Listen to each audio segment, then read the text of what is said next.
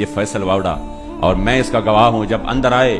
تو مجھے کہا کہ وہ آپ کا مرکز، میں نے کہا یہی ہمارا مرکز ہے۔ تو مجھے بتایا بابا جی یہاں پہ رہتے تھے؟ میں نے کہا جی یہاں پہ رہتے تھے، وہ سامنے ان کا گھر ہے۔ تو کہہ رہا کہ اب سعد صاحب جو ہے امیر محترم کا نام لیا، وہ بھی یہاں پہ رہتے ہیں؟ میں نے کہا حضور وہ بھی یہاں پہ رہتے ہیں۔ تو سامنے وہ چھوٹا سا کمرہ تھا،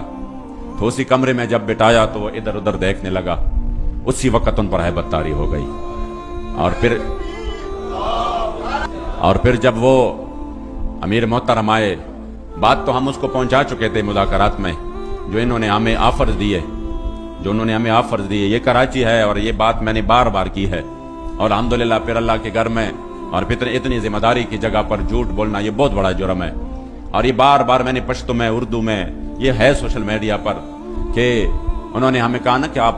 اس معاہدے سے پیچھے ہٹ جائے تو ہم آپ کو یہ دیں گے، ہم آپ کو یہ دیں گے، تو ہم آپ کو یہ دیں گے۔ بہت سارے انہوں نے ہمیں آفرز کیے، سینٹ بھی دیں گے، ہم آپ کو آن دا اسپاٹ جتنا پیسہ آپ مانگتے ہیں ہم آپ کو پیسہ بھی دیں گے۔ اور یہ نہیں کہ ہم یہ پیسہ اس لیے دے رہے ہیں کہ ہم آپ کو خرید رہے ہیں، نہیں، آپ تو ماشاءاللہ دین کا اتنا کام کر رہے ہیں کہ ہم یہی چاہتے ہیں کہ ابھی آپ ایک مسجد میں کر رہے ہیں تو ہم آپ کو بازار میں لے کے چلیں، ابھی آپ صرف پاکستان میں کر رہے ہیں تو ہم چاہتے ہیں کہ آپ جو ہے نا دنیا میں گھومے پھرے، اس کو بھی ہم پاسپورٹ دیں گے، آپ کو بھی وہ پاسپورٹ دیں گے، تو آپ کو ویزوں کی بھی ضرورت نہیں رہے گی،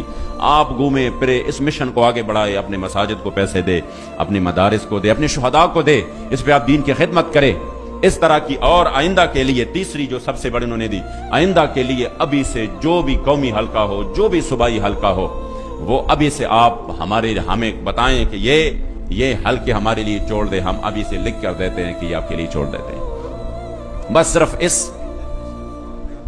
انٹرنیشنل فورم پہ جا کے بات کریں گے، آپ فرانس جائیں گے، آپ فلاں ملک جائیں گے، آپ پیرس جائیں گے، ان کا یہ مطلب تھا کہ یہ جو ہے نا مولوی ہے، اب ان کی آنکھ اس طرح کھلی رہ جائیں گی کہ یہ تو معاملہ ٹھیک ہوا،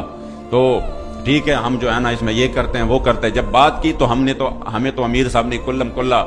جو ہمیں انہوں نے بات کی تھی ترجمانی کے طور پر، ہم نے وہ بات آگے پہنچائی ان کو کہ ہمارا تو مقصد یہ نہیں ہے،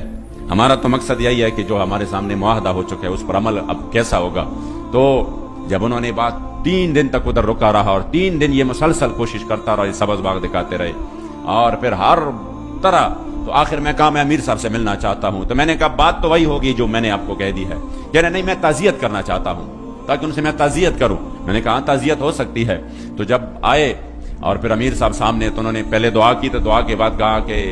میں نے تو ان کو ایک بات کی تھی تو وہ آپ کو بتائی۔ امیر صاحب نے کہا جی بتائی ہے۔ تو کہہ رہا ہے کوئی تو آپ مانے نا، میں نے تو اپنے وزیر اعظم صاحب کو بالکل کہا تھا کہ میں یہ مسئلہ منواؤں گا ان سے اور میں حل کر کے آ جاؤں گا، تو آپ نے تو 3 دن میں نے یہاں پہ گزارے،